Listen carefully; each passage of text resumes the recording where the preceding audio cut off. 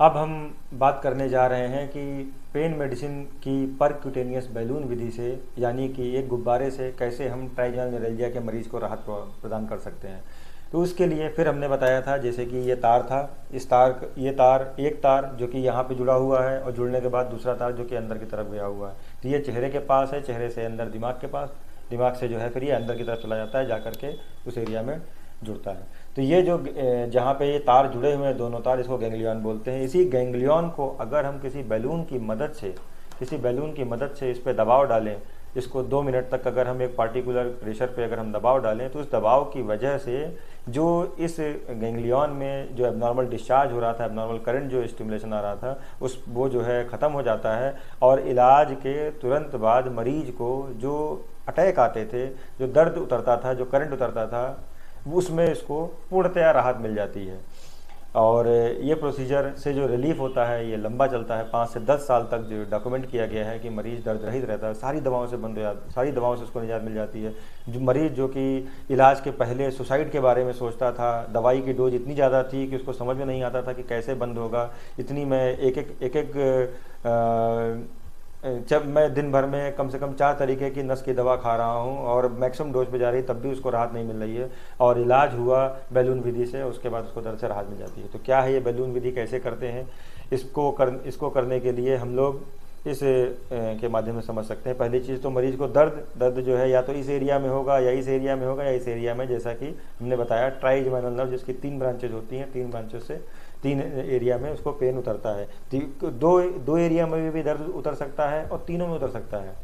तो कुछ किसी भी तरीके का सिम्टम लेकर के मरीज आ सकता है, लेकिन मोस्टली मरीज को एक ही एरिया में दर्द की शिकायत होती है। तो इसमें हम लोग क्या करते हैं, इसमें फिर से वही सियाम मशीन की मदद से मरीज को सीधा लेटा देते हैं और सीधा लेटाने के बाद एक्सरे मशीन की मदद से जो नेचुरल एंट्री थी जिसको फोरामेन ओवल बोलते हैं, वहाँ तक पहुँचते हैं। पहुँचने के बाद जो गैंग्लियन था, गैंग्लियन के साइड पे जाते हैं और जाने के बाद वहाँ पे बैलून पहुँचाते हैं। बैलून पहुँचाने के बाद उसमें डाई भरते हैं। जब डाई भरते हैं, डाई एक्सरे में दिखाई देती है, ये हमको डाई दिख रही है। तो इस तरीके से डाई दिखती है और ये इस तरीके से उसको और फुलाते हैं और उसके बाद और फुलाते हैं। और फुलाने के बाद जब इस तरीके से फुलाते हैं तो फुलाने की वजह से एक शेप बन के आता है जिसको हम लोग पियर शेप बोलते हैं।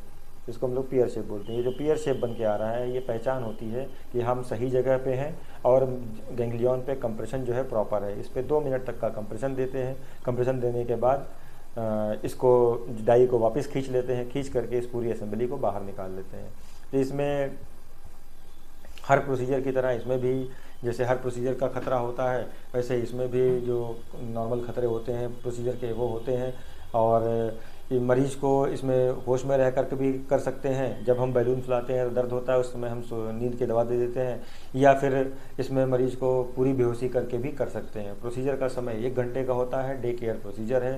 प्रोसीजर करने के पहले खाली पेट रहना है, उसके बाद प्रोसीजर होगा, उसके बाद दर्द से हम दर्द मुक्त हो जाएंगे। फिर उसी दिन हम लोग देख करके आपको डिस्चार्ज कर सकते हैं। और इन सब जो विधियां हैं, जो कि बैलून रेडियो फ्रिक्वेंसी एब्लेशन है या बैलून कंप्रेशन, ये विधियां इतनी कारगर हैं कि इससे दवाओं की संख्या को, उनकी क्वांटिटी को कम कर दिया जाता है या फिर बंद कर दिया जाता है, जो कि और किसी भी विधा से संभव नहीं है। लेकिन याद रहे, ये सारी चीज़ें तभी की जाती हैं जब मरीज़ में कोई ऐसी बड़ी बीमारी ना हो जो कि अंदर इनके दर्द का कारण है। जैसे कि ट्यूमर, अगर ट्यूमर है, अगर गांठ है, तो उस गांठ को निकलवाना ही समझदारी होगी। जैसे कि मल्टीपल स्क्लेरोसिस जो बीमारी है, इसमें जो हमने बताया तार है, तार के ऊपर की जो कवरिंग है, ये इस कवरिंग की बीमारी है जिससे तार नंगे हो जाते हैं। जब तार नंगे हो जाते हैं, इन्हीं नंगे तारों से अब नॉर्मल डिस्चार्ज उतरता है। यही जो डिस्चार्ज उतर रहा है, जो करंट बढ़ रहा है, यही करंट जो है नीचे उतर के जाता है, जो कि समस्या का कारण होता है। तो इस बीमारी में चूँकि ये पूरे तंत्रिका तंत्र को इन्वॉल्व कर रहा है, तो ये पूरे सेंट्रल नर्वस सिस्टम को इन्वॉल्व कर लेगा। इसलिए इसमें जो सिस्टमिक मेडिकेशंस होती हैं उनके रोल होते हैं। इसमें सिर्फ और सिर्फ ट्राइजेमिनल न्यूरेल्जिया का इलाज करने से हमें बेनिफिट नहीं मिलेगा।